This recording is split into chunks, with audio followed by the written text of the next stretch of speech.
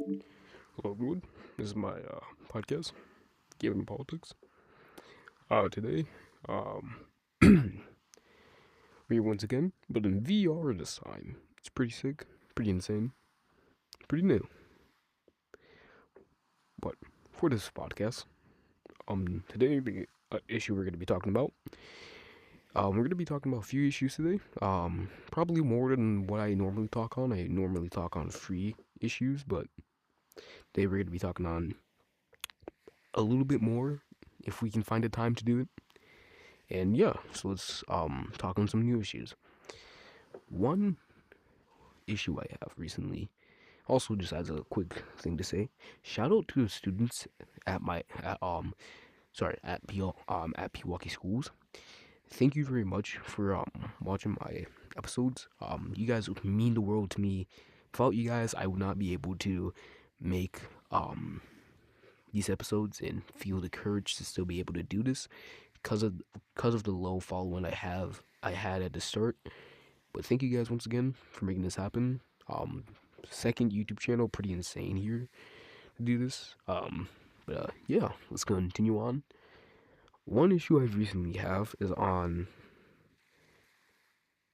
limited government there, because one thing is that recently we've seen so much to the point where we've seen where people have, well, personally from my own way, I'm someone who's emailed, who's sent letters, who's sent got on my chair.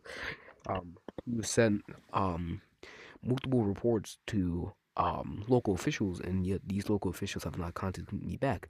I sent an email to the president once, and I explicitly said to him, "Please report back to me or tell me something back." I waited 4 months, no response. I waited a month, no response. Today is November.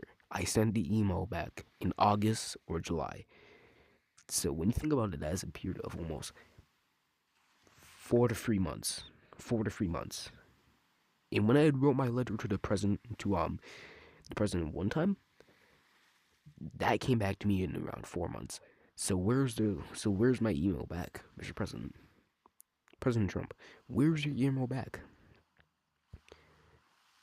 I understand that many officials are busy. They might be busy with legislation. They might be busy with executive orders, but that does not give. Oh my, just happened.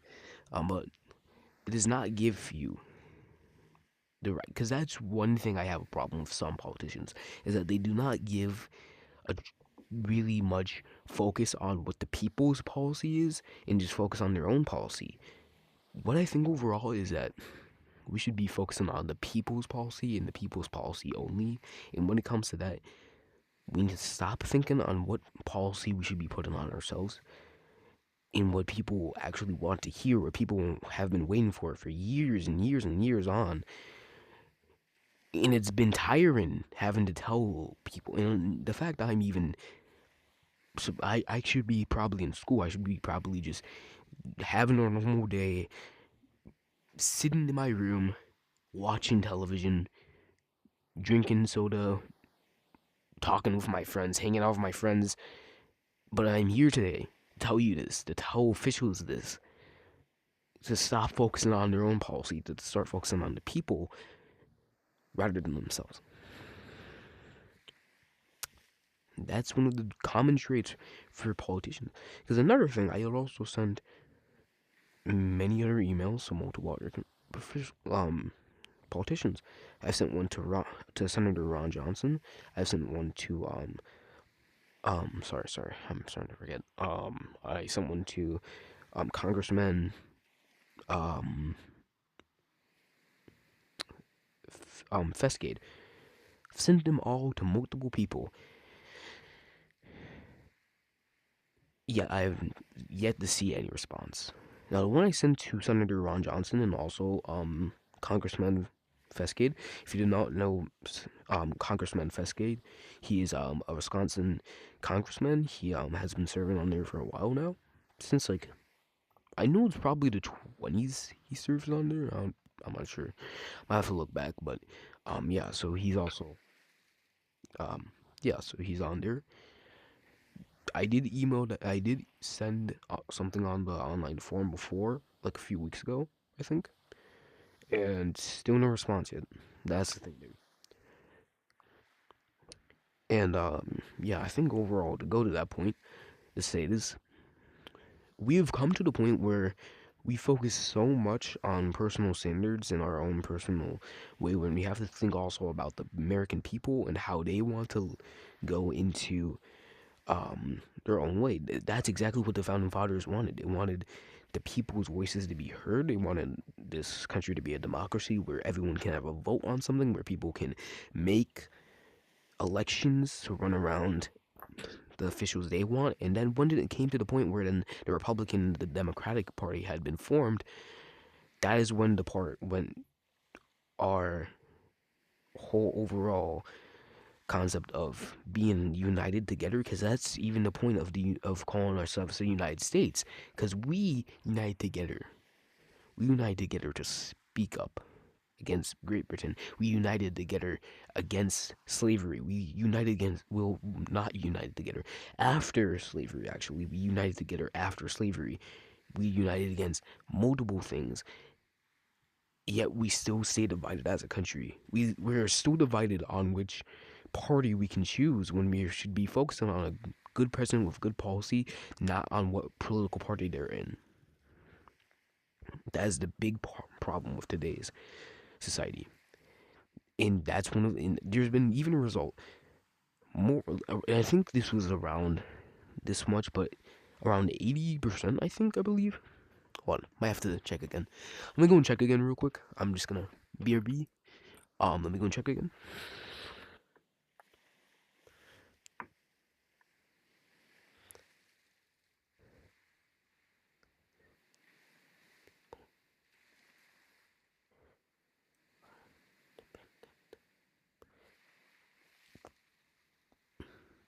All right.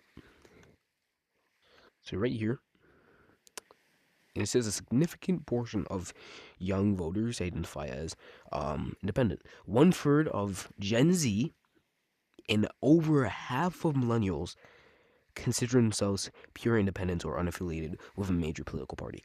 32% of Gen Z adults identify as pure independents, the highest share of any age group ever.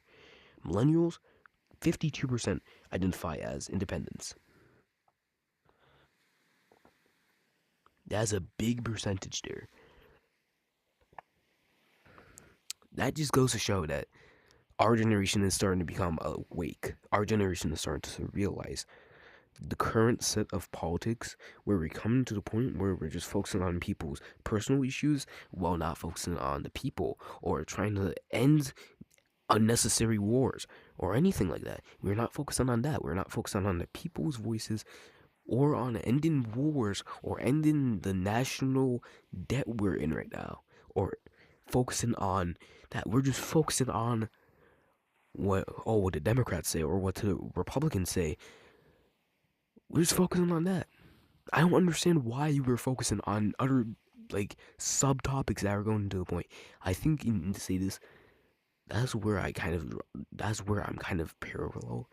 Like for example, I have some policies that align with what conservatives think. I have some policies that align with what maybe old school liberals used to think.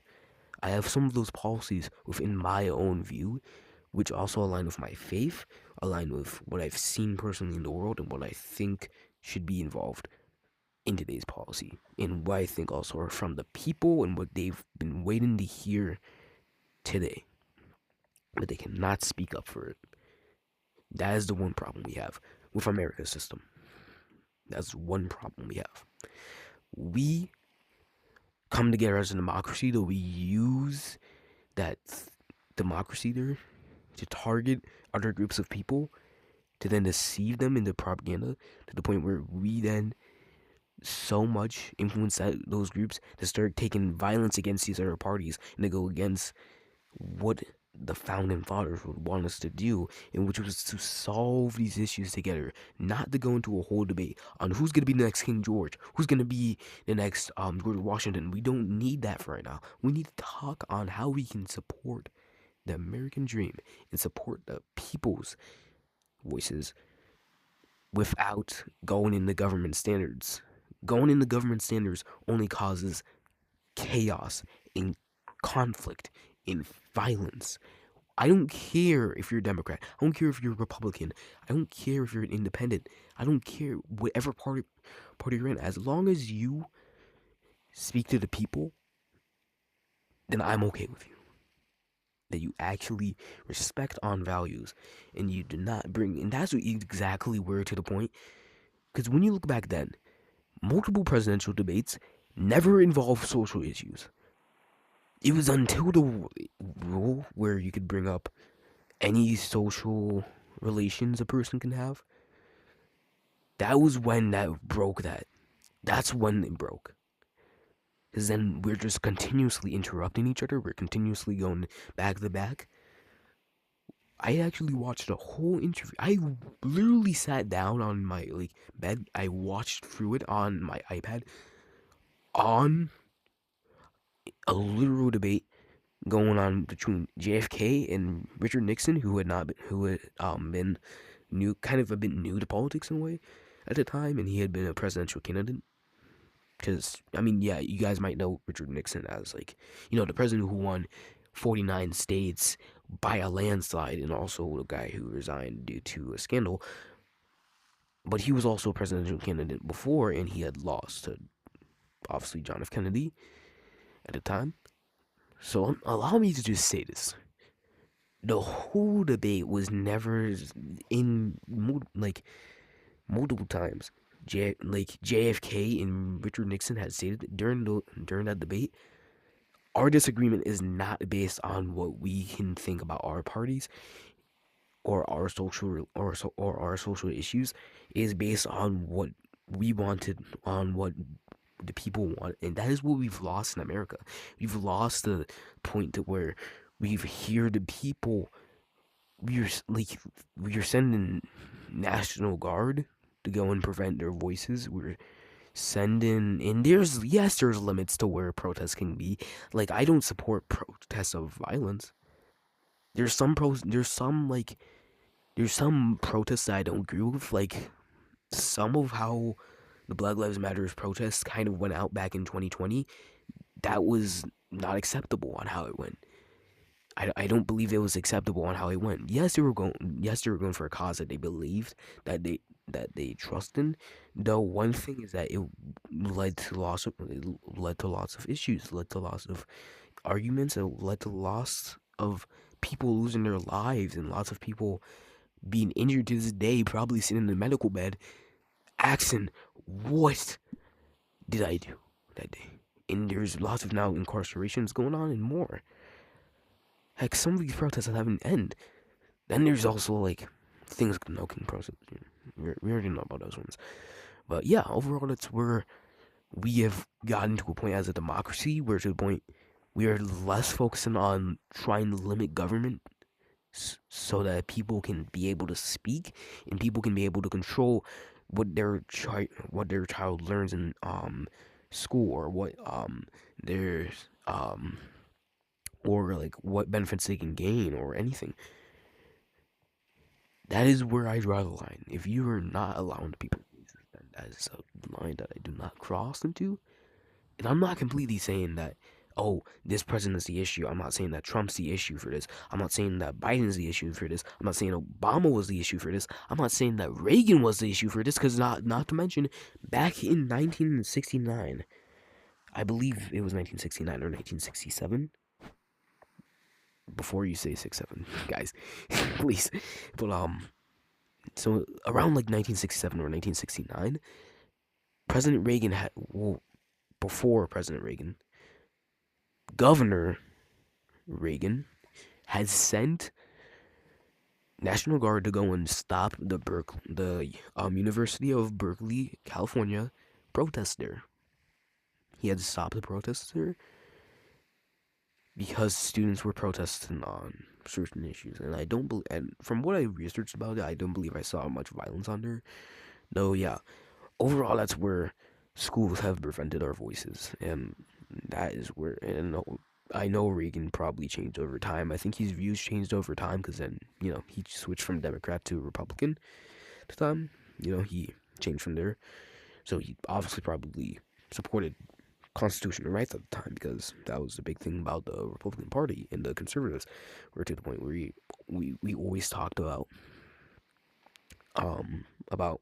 freedom to rights and freedom to speak for his government.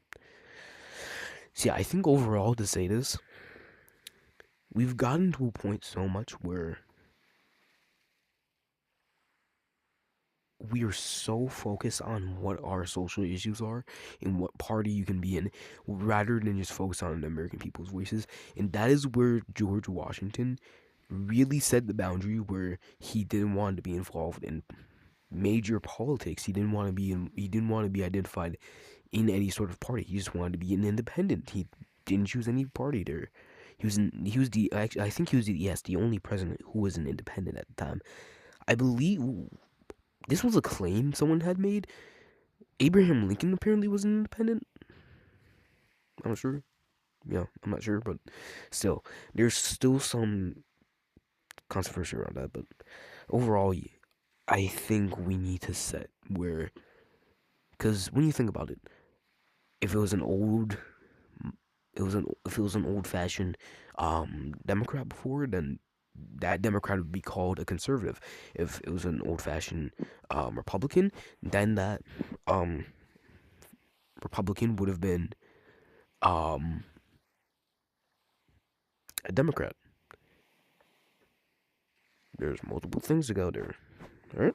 So I think overall, and I'm not saying that I'm like in any sort of way, I'm not saying that I'm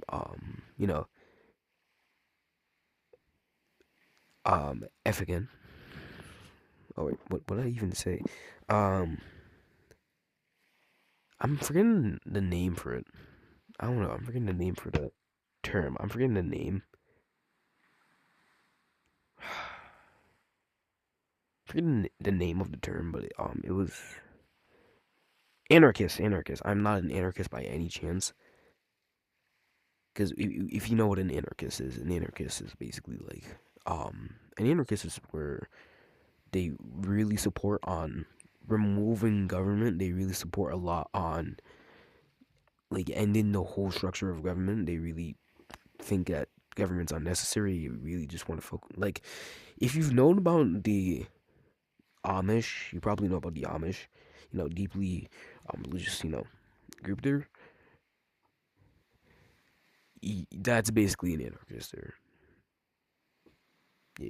If that's some sort of reference to help you there, where they also kind of seclude themselves from government. So they basically seclude themselves from the world, and it's this whole concept there. I'm not saying by any chance I'm an anarchist that we should just keep it to people. I support limited but effective government. I do not support overall ending the whole structure of government. I support overall bringing power back to states, bringing power back to the people, and bringing and using that power to energize the people, to bring them more strength and happiness when it comes to hearing the word freedom. And that's what we should be focusing on. Bringing the people what they want, not what a political party or what a personal view is. So yeah, that's where I stand on that. Is there like another topic we can talk on? Let me grab my phone real quick. Where's my phone? Oh, right there. Alright, sorry phone. Alright, I'm back. Like I was saying, to continue on. Um, quick sec. Quick second. Alright, back on.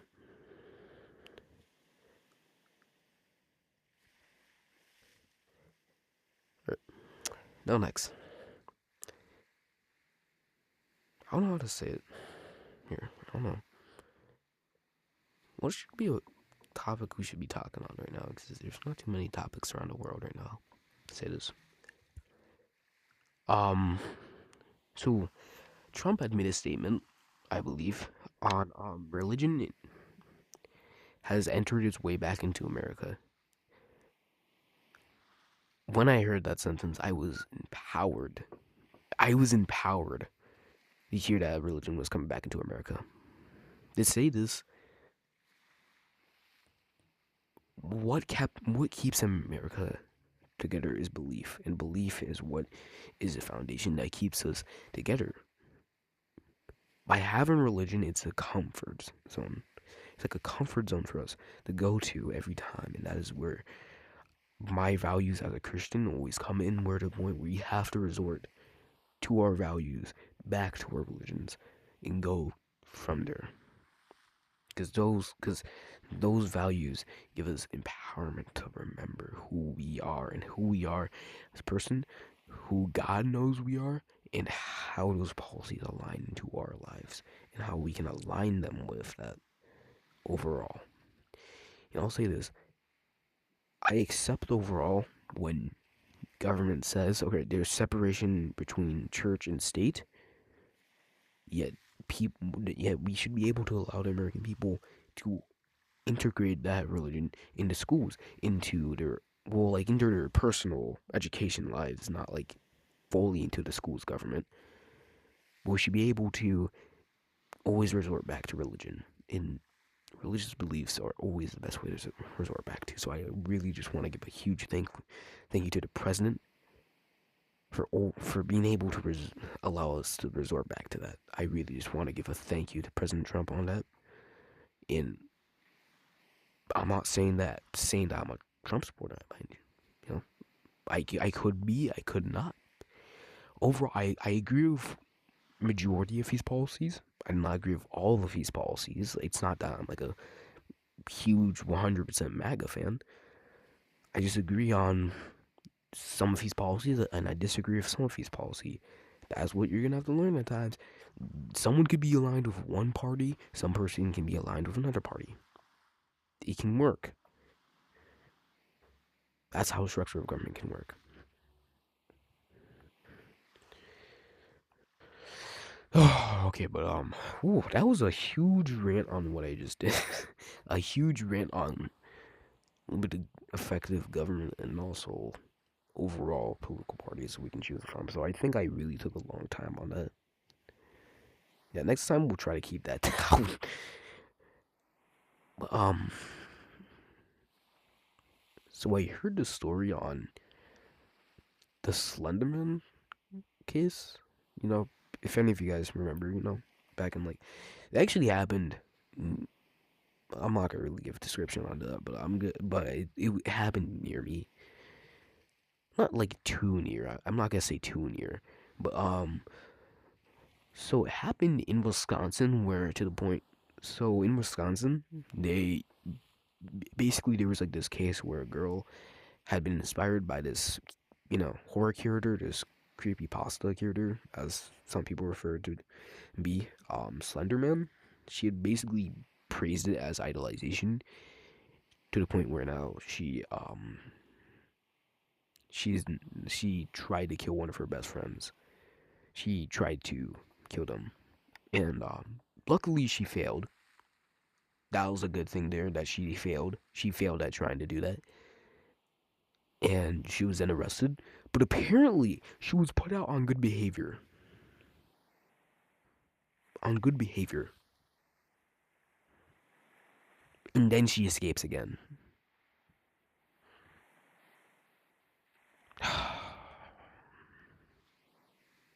Guys, there is a line where we cross. This is coming to the point where America, we have literally so much took into the sanity plea, and we've twisted into something else. If you killed someone and you're using a sanity plan to try to fake being insane and try to get off on good behavior, you're not okay. You are sick. We need to stop allowing this into America. We're to the point people can plead so much and then use good behavior as excuse to be let out. Cause she literally cut off her ankle monitor and she escaped for like 23 hours. Like literally almost half of a day, I think. She somehow escaped half of a day and got away with it. She got away. She almost got away with it. But nope. Cops got her. So, yeah. That's weird to the point you're gonna say this. Yes, in America, we can focus on rehabilitation. We can focus deeply on that. My own values, myself. I'm gonna keep saying values on here. My own values really focus deeply on rehabilitation. I think overall we need to focus on trying to also rehabilitate some people who might turn to faith or who might be just willing to redemption. If we're able to bring those people there, but there's also where I draw the line of criminals and criminals who use people's. Okay, hold on. BRB everyone. Yeah, BRB. Yes.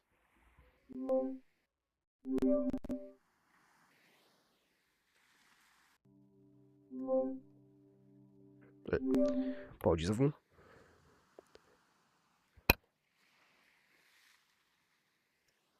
Get back on this.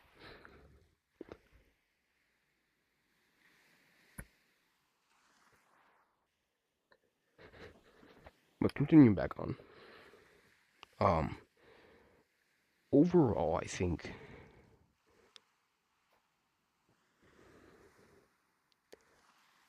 the way we interpreted this is insane. Like, we justify the murder, we justify all of this, and it's insane. We can't control it somehow, and it's uncontrollable in America. People get away with insanity pleas and something else. We have to stop letting that happen. It's not under my watch that we're gonna let that happen still. Not under my watch. That's why I call on to lawmakers, to DOJ. Take a lead.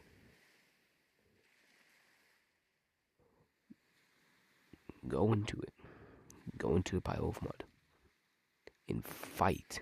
Do not always let everyone off on good behavior. There's a foundation where we have to say enough is enough and stop always focusing on that resort.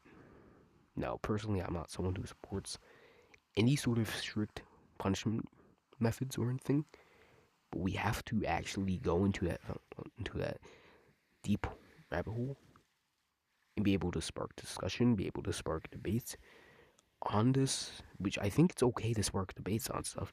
Though it's to the point where like we've basically avoided on saying, okay, so and this is a pure example right here on how easy the process is.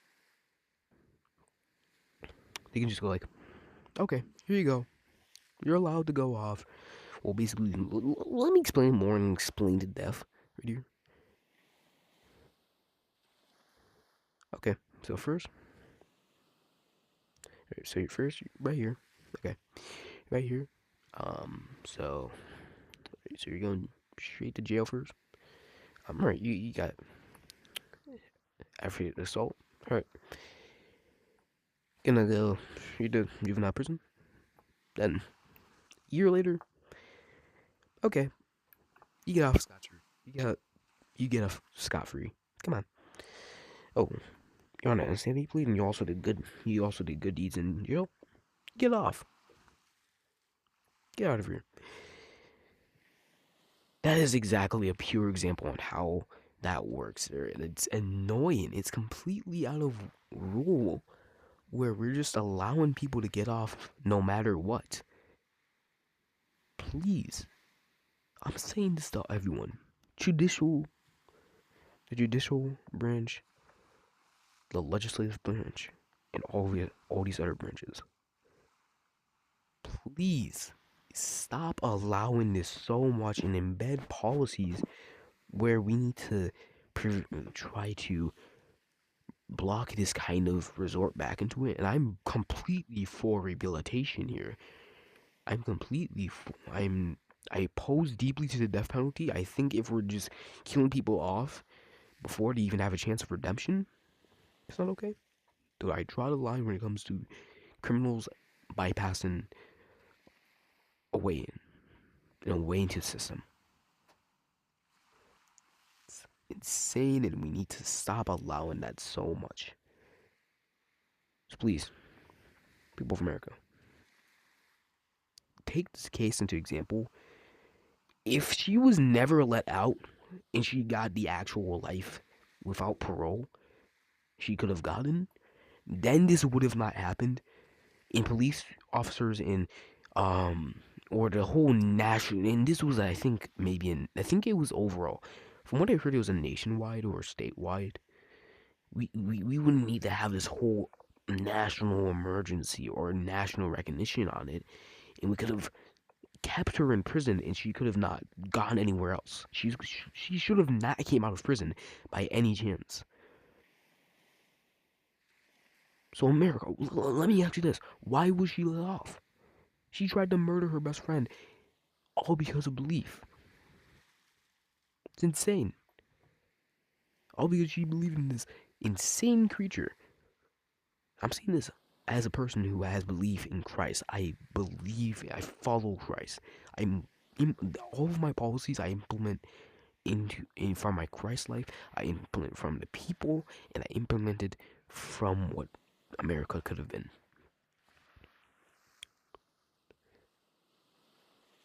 But if it comes to the point where we're idolizing this extremist and demonic stuff that is so disturbing, this is where the mental health problems come in. Seriously. It's like, seriously. There's there's a distance from belief, there's a distance from um, extreme measures. Taking it to the next step. See, I please encourage the executive branch to implement new policies to really just stop bypassing this, because we're abusing so much nowadays, and it's completely insane. Also, one quick second, everyone. I'm just gonna plug in my thing real quick.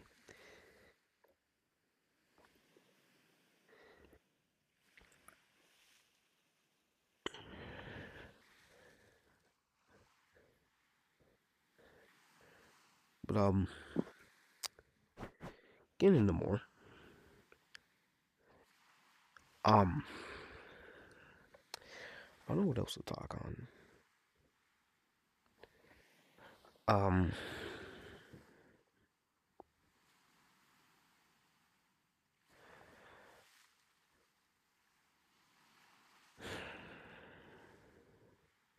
I'm not sure how to talk on this. Um, all right. I think one topic to talk on. Um, so I saw this the other day on an Instagram post. A parent child. I think he went by the name. I forgot his name. I believe he was a British student, British person, or a British kid. I believe he was probably British. I'm not sure. From what I saw, it said British kid. Um, so the British child had tried to follow in the steps of Charlie Kirk, which, if you guys remember, I've talked multiple times on Charlie Kirk on this podcast. I've talked about him multiple times. American patriot, American hero, family man, amazing person. Right there. The kid had tried to become like him. He tried to follow in the steps of Charlie Kirk and follow and to continue the movement that he tried to go into. But the boy had been attacked.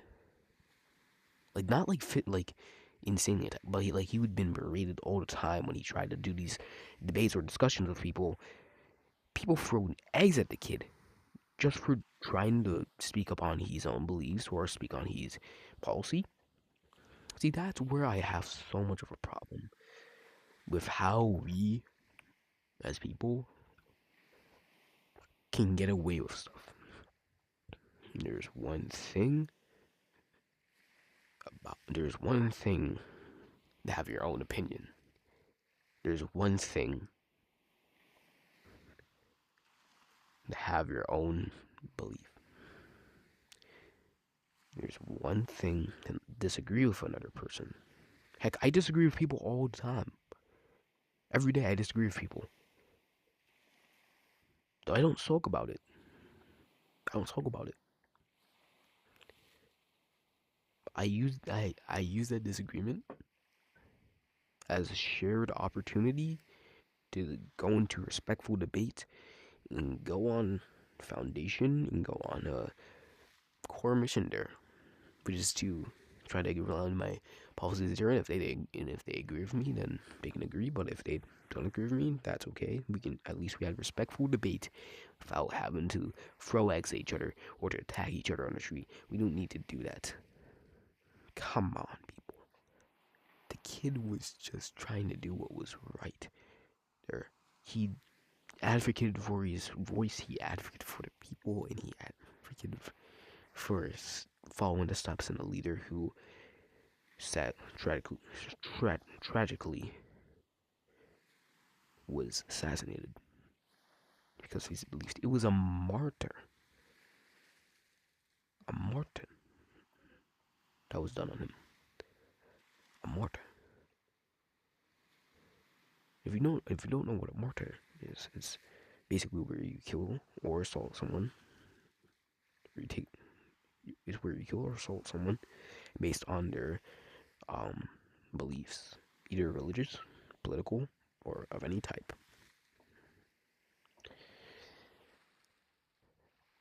So, is this where we've concluded to? Basically, just killing everyone off, whoever has a voice, whoever talks, whoever speaks, whoever has different views than us? Is this really where we've gotten to, America?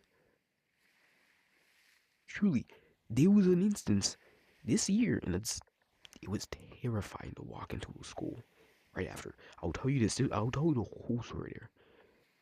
I learned about the story about in August. I learned about the story about um a shooting going on in Minnesota.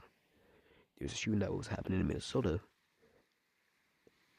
and I was walking. I was literally in my car, going to conferences, going to meet with my teachers, to go and meet them. And I heard about that.